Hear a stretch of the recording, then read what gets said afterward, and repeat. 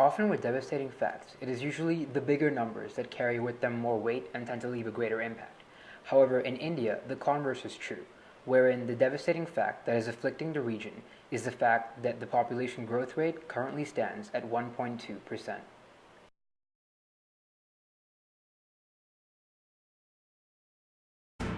Every 2 seconds, 10 babies are born, pushing the global population to 7 billion. At the forefront, India, which experts estimate will overtake China as the most populous nation on the planet within 20 years, even as India's growth levels off. So just how is this nation coping with such a dramatic increase? Not very well. The main issue is the fact that this population growth isn't taking place and is not affecting areas throughout the country. It is primarily affecting main cities.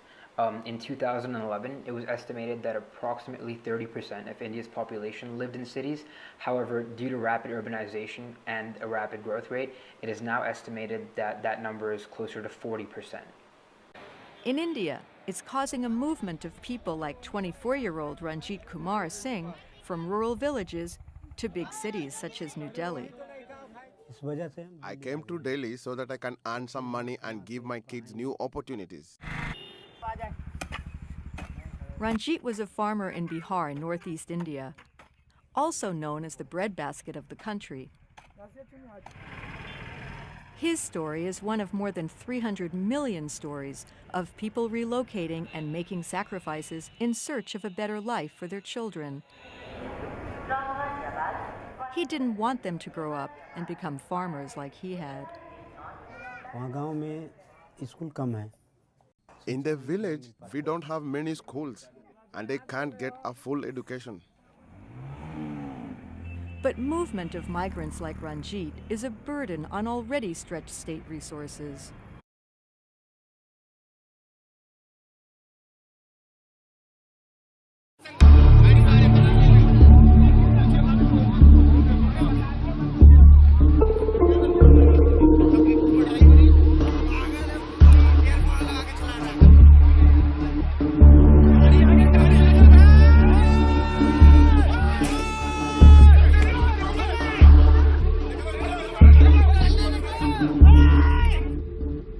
Despite the fact that population growth rates in many of the major towns in India are declining, the aggregate remains as high as it is because of the fact that many of these growth rates are currently increasing in a lot of rural areas in India, where babies are being born at an alarmingly high rate.